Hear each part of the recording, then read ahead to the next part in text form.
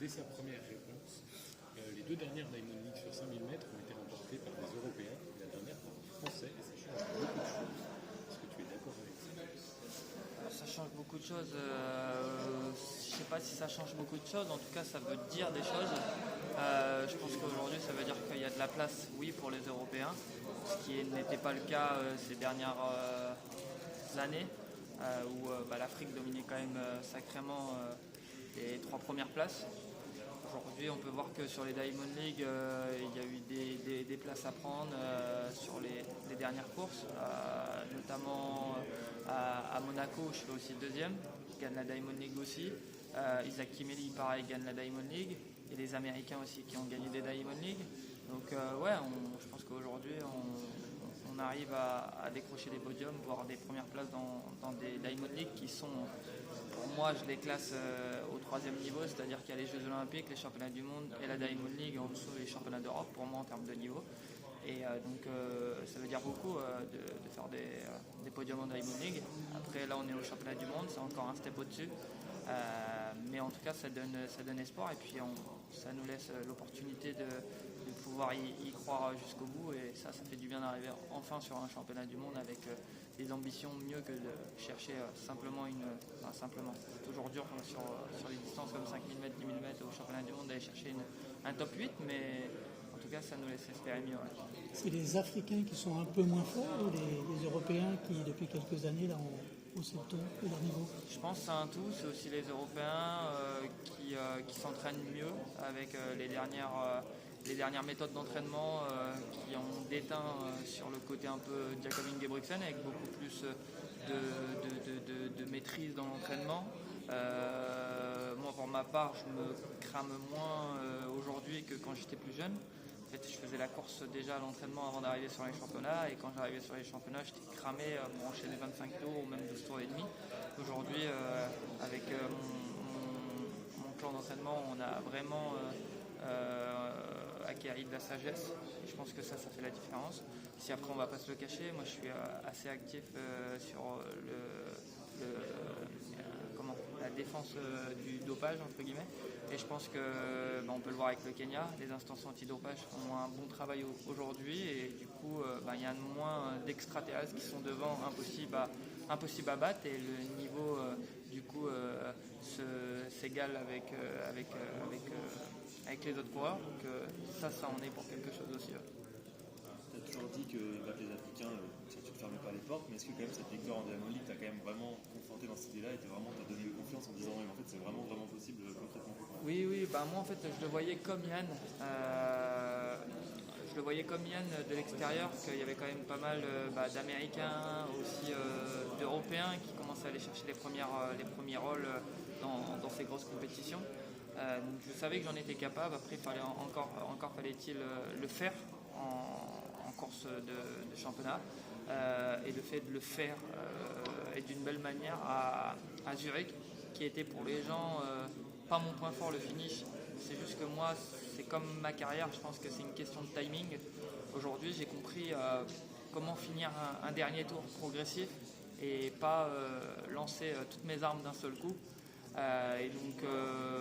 Et ça s'apprend avec le temps. Il y a une règle que Bob Tarry disait et que j'aime beaucoup, c'est travail temps talent. Et je pense qu'aujourd'hui j'arrive dans une maturité qui est pour moi au top de ma carrière, et donc du coup je prends les choses, je fais beaucoup mieux les choses, et je pense que du coup ça, mis bout à bout, ça me laisse croire en pas mal de belles choses sur ce championnat. Et puis les sensations que j'ai en finissant la dernière ligne droite, encore après Zurich à l'entraînement, je pense que j'ai de sacrées armes si ça ne court pas très très rapide. C'est donc cette maturité qui a aussi créé une saison vraiment exceptionnelle entre la salle, le semi-marathon européen, la piste de nouveau. C'est ça qui a fait ce déclic? Oui, totalement, parce que les autres années, on peut le voir avec Eugene et les championnats d'Europe aussi à Munich, je faisais mon premier championnat. J'étais cramé mentalement derrière et tout, parce qu'à l'entraînement c'était tout le temps la compétition. Aujourd'hui j'arrive à enchaîner toute l'année. Là ça va être les championnats du monde. Je m'impose des vacances après pour couper, mais mentalement j'en ai même pas besoin. Et en fait le fait de vraiment contrôler à l'entraînement un maximum, du coup on a une fraîcheur mentale et donc du coup ça m'a permis de faire une saison pour l'instant très bonne, pour pas dire incroyable, parce qu'elle le sera si je vais décrocher ma première médaille au championnat du monde. Mais ouais, je pense que c'est vraiment la maturité et la maîtrise de l'entraînement et des allures à l'entraînement qui font qu'aujourd'hui ma saison est réussie.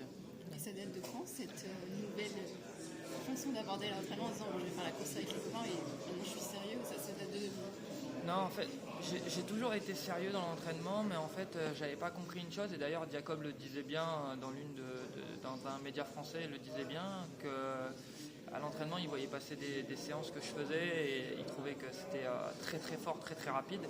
Mais en même temps, c'est normal, c'est comme si lui, on lui demandait quasiment de faire 3,27 tous les 4 jours à l'entraînement. J'exagère un petit peu, mais c'était un peu ce que je faisais.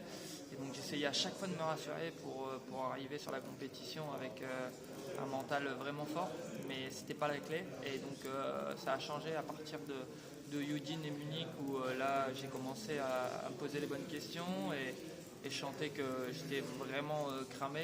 Je me souviens d'une séance avant Udine où je suis fort, mais je fais 3 fois 3000 avec courte récup, peut-être 2 minutes 30, 3 minutes. Je fais 8,05, 8,00, 7,55 en finissant le dernier tour en 53, de 24 sur mon dernier 1000 de mon 3000, alors qu'il y avait 9 bandes de distance. Ça, c'était vraiment costaud. On me disait que je pouvais batailler avec les Kenyans devant, enfin les Kenyans, les Africains devant, sauf que en fait, c'était pas le cas parce que moi j'avais fait la compète déjà à l'entraînement et j'arrivais là-bas, j'étais cramé. Donc je pense que. Et puis la claque que j'ai pris derrière aussi à Munich en faisant 4e, en pensant que je pouvais gagner, du coup tout ça, ça nous a amené à réfléchir et prendre les bonnes décisions avec mon équipe. Le fait de faire des manifs comme ça, tu sens que aussi quand tu es en groupe devant, ça joue un peu plus des coudes. C'est sûr que ça joue des coudes. De toute façon, même derrière, il n'y a que si tu es le dernier du peloton que tu ne prends pas des coups, parce que tu es derrière. C'est ce que fait Jacob un petit peu, puisqu'il y a une marge pour pouvoir remonter assez facilement sans consommer. Mais ouais, bien sûr que ça joue des coudes, parce que tout le monde veut gagner. Et quand on arrive dans la dernière ligne droite et qu'on décore 5 comme à Zurich, 5-6 même, il faut se faire sa place. Moi à Zurich, j'arrive à me faire ma place. Je vois qu'il y a un trou, je passe l'épaule comme ça devant sans toucher mon adversaire. J'arrive à passer les 2 épaules et là je me dis maintenant faut y aller. Mais paradoxalement, aujourd'hui, c'est plus facile à courir devant que quand je courais derrière, entre guillemets, à mon rythme. Et là, le fait de courir devant, en fait, tu te sens emmené et tu sens qu'il y a quelque chose à jouer. Et ça, c'est jouissif. Tu cours avec une envie de réaliser quelque chose de fort, de grand. Et moi, c'est tout ce qui m'anime dans la course à pied, c'est d'aller chercher des choses que je n'ai pas réalisées pour l'instant. Et par exemple, la Diamond League, quand je passe les épaules devant à 60 mètres, je dis c'est mort, il n'y a plus personne qui va me reprendre, je vais gagner la Diamond League. Et gagner la Diamond League, pour moi, c'était vraiment un rêve. Je l'ai dit aux médias à la fin de ma course. Et je ne me voyais pas spécialement la remporter. Je pensais vraiment courir une course au chrono, puisqu'il y avait des dièves qui étaient présents, il y avait des allures folles qui avaient été demandées. Et je voulais courir aux alentours des 7,25, 7,26. Je m'étais dit parfait. Sauf que pendant la course, tout de suite, j'ai switché. Et je me suis dit, ok, maintenant c'est la gagne. Et en fait, c'est ce que je faisais pas avant. Je me rappelle une grosse erreur que j'ai faite, et notamment aussi avec mon équipe. Je suis pas tout seul. Et pareil, quand je gagne, je suis pas tout seul, il y a aussi mon équipe. Mais on parlait beaucoup de record de France du 10 000 dans un championnat du monde à Udine. Qu'en fait, j'étais en super forme pour faire un gros chrono, faire moins de 27-24. Et je me suis trompé de combat ce jour-là. Je pensais aller chercher un chrono, sauf que c'était pas le but en fait. Mais c'est aussi parce qu'on savait que pour jouer les premiers rôles devant, c'était compliqué. Et donc pour avoir quelque chose un peu à se mettre sous la dent, on se disait ok, si ça part vite, il y a quand même le record de France à aller battre. Sauf que là, tu te trompes de combat parce que quand tu vois que les allures, ça part vite et que ça se calme et que ça court sur 30 minutes après, tu te dis c'est mort. Donc du coup, à cette époque, j'arrivais pas trop à me situer dans la course une fois que mon objectif était entre guillemets un peu parti. Et sauf qu'aujourd'hui, en fait, vu que j'ai réalisé déjà des bons chronos dans ma carrière, je suis plus pressé de vouloir les faire. Et donc du coup, quand je suis en championnat, c'est championnat. Je m'en fous du chrono. Alors qu'avant, quand il y avait une bonne opportunité de course sur 10 000 ou même 5 000 mètres, j'espérais à ce que ça court vite parce que je me dis ok, dans tous les cas, je vais viser un top 10, top 8. Alors que là, j'ai plus les mêmes ambitions sur ce championnat à Tokyo. J'espère que ça court le maximum, le moins vite possible pour vraiment être encore frais dans le dernier 800 mètres et puis j'espère dans le dernier tour et surtout dans le dernier 100 mètres. Est-ce que tu as l'impression que les regards aussi ont changé sur les Français, sur les Européens? Est-ce que tu penses que les coureurs de plateau ont un peu plus peur? Tu vois qu'il y a un peu une peur qui est arrivée, alors qu'avant, je pense qu'il y avait une calcul qui n'y pas. Ouais, bah déjà avant, on savait pas si s'ils nous voyaient rien que dans les couloirs de l'hôtel, tout ça, s'ils savaient qui on était. Aujourd'hui, on se serre la main, etc. Ils nous connaissent, ils nous disent bonjour. Certains sont abonnés sur Instagram, etc. Donc ouais, je pense qu'aujourd'hui, en fait, c'est comme à l'époque, Bob il disait qu'il fallait faire entre guillemets ses armes sur le terrain et que les gens te respectaient une fois que tu prouvais. Bah, c'est un peu pareil et ouais, on le voit ce changement. Il y a donc, on a parlé des Européens, il y a les Américains qui ont 3 athlètes très forts en 5000. Et puis il y a le point d'interrogation, Jakob Ingebrigtsen. Est-ce qu'il va revenir en forme parce qu'il n'a pas pu faire de compétition? Ouais. Bah, moi je pense que si Jacob il est là, c'est qu'il sait ce qu'il vaut. Hein. C'est un athlète professionnel. Il sait. Quand on s'entraîne à l'entraînement, on a quand même des gros indicateurs. Bien sûr que la compétition, ça reste vraiment l'indicateur premier. Mais avec ses frères, je pense qu'ils font un bon boulot et que s'il est ici, c'est pas pour venir cueillir des fleurs ou cueillir des moules. Ça c'est sûr. Et à Liévin, il a prouvé qu'il peut venir directement de l'entraînement et faire des records du monde époustouflants. Je me fais pas de soucis pour Jacob. Oui. Vous avez connu deux Olympiens, donc 2 années post-olympiques. Est-ce que pour vous, les années post-olympiques, elles ont un intérêt particulier? Est-ce que c'est une année un peu différente ou finalement il n'y a pas de différence par rapport à une année pré-olympique On va dire que moi, en fait, vu que j'ai plusieurs spécialités, on va dire, dans le running, je me concentre tout de suite sur autre chose. Donc en fait, je peux me concentrer sur le cross, sur la route, sur la piste. Et donc en fait, c'est sûr que quand il y a les Jeux Olympiques, on parle un peu plus de ça, donc on y pense un peu plus. Mais moi, tout de suite après les Jeux Olympiques, j'ai pris 5 semaines de vacances. Mais au bout de 2 mois et demi, je recourais déjà sur des courses sans réelle intention, plus pour le plaisir. Mais je continuais quand même mes courses et je trouve que ça change pas grand chose. C'est plus l'avant qui change sur la programmation et puis le fait que tout le monde en parle des Jeux Olympiques. Mais sinon, ça ne change pas grand chose. Parlons un peu de cette polyvalence, donc entre la salle, des super perfs sur route, le cross, la piste. Est-ce qu'il y a une des spécialités pour laquelle vous avez un petit faible?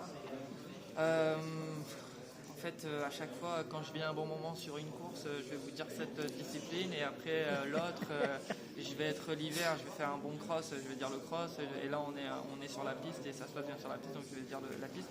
Non, moi en fait, ce que j'aime bien, c'est surtout le côté un peu entrepreneurial dans la course à pied, le fait de me poser, cibler mes objectifs, m'entraîner pour les réaliser et réussir à les réaliser.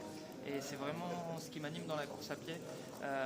Et puis aussi après le côté de sentir la forme monter au fur et à mesure et que le corps répond à ce qu'on lui demande.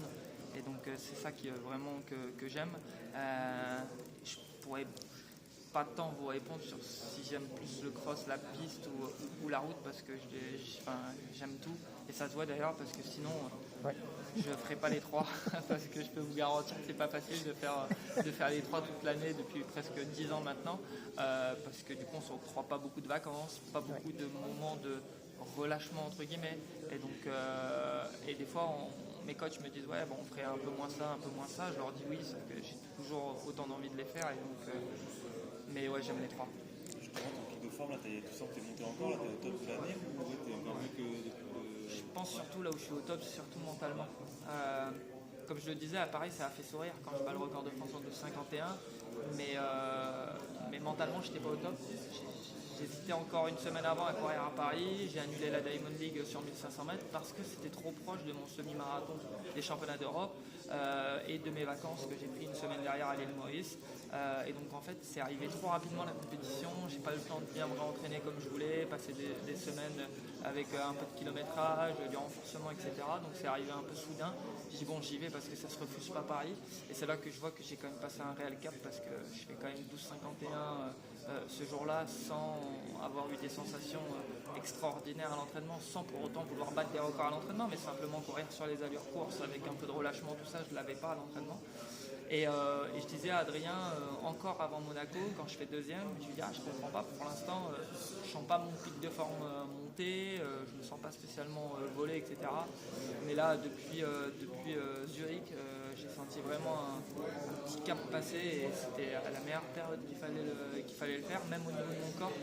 Je me suis affûté encore depuis, je pense que j'ai perdu pas grand chose, mais 1,5 kg déjà, en faisant un peu plus d'efforts, et je me sens encore un peu plus affûté, un peu plus avec un rapport poids-puissance bien adapté pour moi. Donc, T'as jamais été aussi bien avant un grand championnat? non, je pense que surtout mentalement, je pense que j'ai jamais été aussi bien, jamais eu autant envie de courir. Là, j'ai vraiment envie d'être sur la ligne de départ. Je m'imagine des scénarios, j'accélère en footing, je suis vraiment pressé d'y être. J'ai aucune pression parce que aujourd'hui je suis pas le favori. Pour autant, je pense qu'il y a quelque chose à faire et je me refuse vraiment aucun rêve et je vais courir pour la médaille jusqu'au bout. Je m'en fous aujourd'hui de faire top 8 ou quoi. C'est vraiment tenter de jouer la médaille, voire la gagne sur cette course. Justement, vous parlez beaucoup de l'aspect mental. Est-ce qu'il y a eu un travail spécifique de fait récemment sur ça pour être aussi fort mentalement? Non, en fait, ce qui fait qu'aujourd'hui j'ai vraiment des grosses ambitions au niveau du mental, c'est que je ne suis pas cramé, je le répète, par rapport aux autres années, c'est que je n'ai pas cherché à faire les séances qui me rassuraient.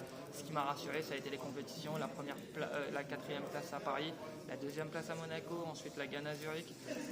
Et ça m'a vraiment rassuré. Et du coup, j'arrive avec une fraîcheur au maximum, comme je pense que je ne l'ai jamais eu. Et c'est surtout qu'on arrive au championnat du monde. Il y a quand même un petit truc à se mettre sous la dent avec Zurich.